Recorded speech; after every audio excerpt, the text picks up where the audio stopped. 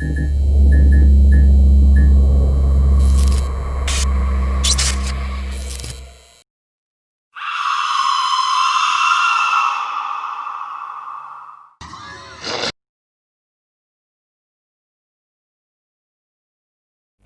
ini bernama The Crying Boy.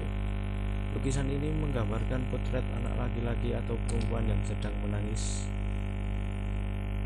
Cetakan lukisan ini merupakan karya dari seorang pelukis Italia yang bernama Giovanni Bragolin yang diselesaikannya pada tahun 1950-an. Gambar anak menangis ini cukup populer dan terbukti lebih dari 50.000 eksemplar terjual. Namun, di tahun 1985, The Sun, sebuah surat kabar di Inggris, menerbitkan sebuah cerita berjudul The Curse of the Crying Boy. Cetak ulang gambarnya pun terus diproduksi secara massal hingga tahun 80-an. Cerita ini menggambarkan pengalaman dari May and Ron Hale, mengatakan lukisan tersebut penyebab kebakaran di rumah mereka. Seisi rumah mereka dihancurkan api kecuali satu, yaitu lukisan The Crying Boy. Eksemplar menuliskan, seorang petugas kebakaran mengeklaim setidaknya ada 15 kebakaran rumah, di mana semua harta mereka hancur dan tak tersisa. Namun, The Crying Boy menjadi satu-satunya yang selamat dari lalapan si jago merah. Akhirnya, penyelidikan dilakukan oleh Dinas Pemadam Kebakaran setelah beredarnya rumor tersebut. Penjelasan yang paling mungkin adalah lukisan The Crying Boy dicetak menggunakan vernis yang tahan api. Tali yang menahan lukisan akan menjadi yang pertama kali rusak sehingga lukisan jatuh dan menghadap ke lantai sehingga terlindungi.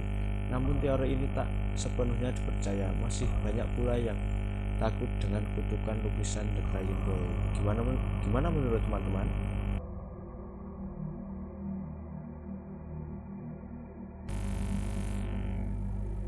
Untuk lukisan berikutnya yaitu nomor 4. Untuk lukisan yang nomor 4 ini adalah lukisan yang bernama Head Shaved karya Theodore Géricault. Ini merupakan salah satu lukisan terseram yang ada di dunia. Lukisan Head Shaved ini dibuat oleh seorang pelukis yang bernama Theodore Géricault. Lukisan dari Theodore Géricault selalu identik dengan romantisme. Walaupun Head Shaved ini terlihat menyeramkan, tetapi menyimpan sebuah cerita romantisme yang sangat indah. Lukisan ini menggambarkan dua kepala mayat yang berdampingan. Mayat loh. Dia terinspirasi dari potongan mayat yang terdapat di rumah sakit dan di laboratorium. Lukisan ini sangat terkenal di seluruh dunia dan terjual dengan harga yang sangat mahal sekali. Keren sekali inspirasinya.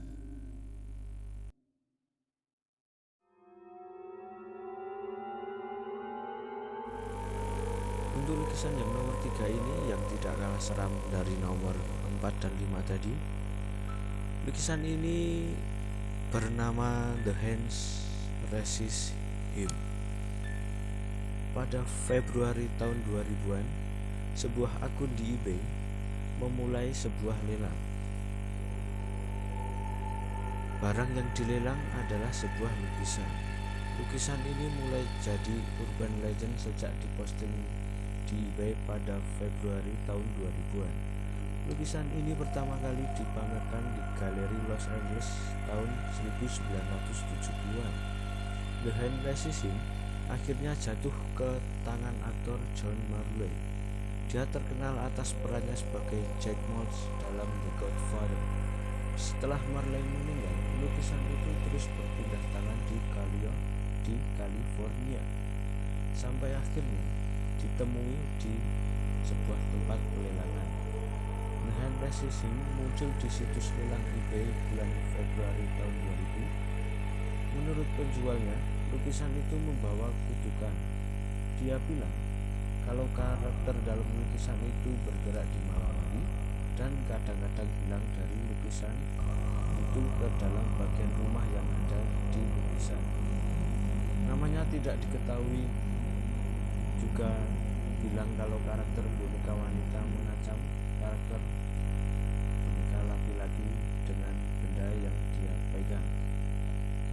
membuat karakter laki-laki meninggalkan lukisan. Dia juga bilang kalau dia tidak bertanggung jawab atas apa yang terjadi sama pembeli THRH berikut ini menyebar berita ini menyebar cepat di internet. Menurut orang yang sudah melihat lukisan ini, mereka merasa tidak nyaman dan ketakutan setelah melihat lukisan ini. Di eBay sendiri lukisan ini dilihat sebanyak 30.000 kali. Jadi banyak 30.000 kali orang yang tidak enak melihat lukisan ini. Mungkin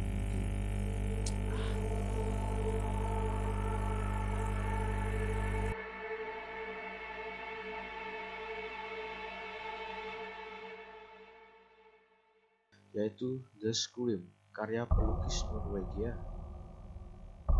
Jika dilihat dari lukisan tersebut, ada sesosok manusia berdiri di tengah jembatan di pelabuhan kota Oslo yang sedang menempelkan kedua tangan di punggungnya. Wajahnya sangat mengekspresikan kekhawatiran, kengerian, dan sedangkan cakrawala yang berwarna merah darah, daratan yang dipijak berwarna gelap. Agak jauh di belakangnya ada sesosok dua orang tampak berjalan. Demikian lukisan ekspresionis karya seniman Norwegia Edvard Munch yang dibuat pada tahun 1893 ini. Lukisan itu diberi judul Der Skreider Natur, cerita alam, atau lebih populer disebut Scream. Lukisan ini sebagai karya seni paling populer kedua setelah Mona Lisa karya Leonardo da Vinci. Pada bulan Maret tahun 2012, lukisan Scream ini terjual di balai lelang Sotheby's, New York seharga 120 juta US dollar. Tapi, yang menjadi pertanyaan banyak orang atas lukisan tersebut adalah soal pemilihan warna. Ya betul, kenapa warna cakrawala sedang berwarna merah seperti darah? Donald Olson, guru besar ilmu fisika dan astronomi dari Texas State University, meyakini pemilihan warna itu bukan semata dari imajinasi Munch. Ia lebih percaya warna itu terkait dengan pengalaman sang pelukis terhadap fenomena yang terjadi di Eropa. Selang beberapa waktu setelah terjadi letusan Gunung Krakatau pada bulan Agustus tahun 1883. Tak cuma di Eropa, letusan Krakatau mempengaruhi fenomena alam di kawasan New York. Senja di kota itu selama beberapa waktu menjadi lebih kemerahan.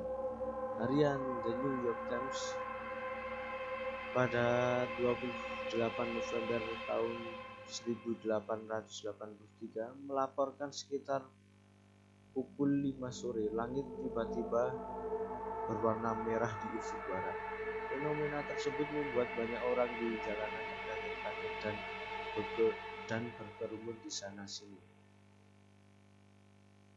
Mereka memandang dengan takjub sekaligus heran ke arah matahari terbenam. Apa sebenarnya yang terjadi? Tak sedikit mengira warna cakrawala yang kemerahan itu akibat kebakaran besar yang sedang meledak.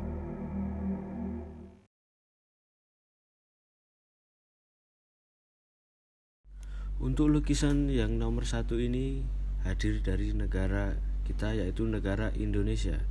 Seperti namanya, lukisan Wei Hui Lan berisi gambar seseorang yang bernama Wei Hui Lan. Wei Hui Lan merupakan seorang gadis cantik keturunan Cina.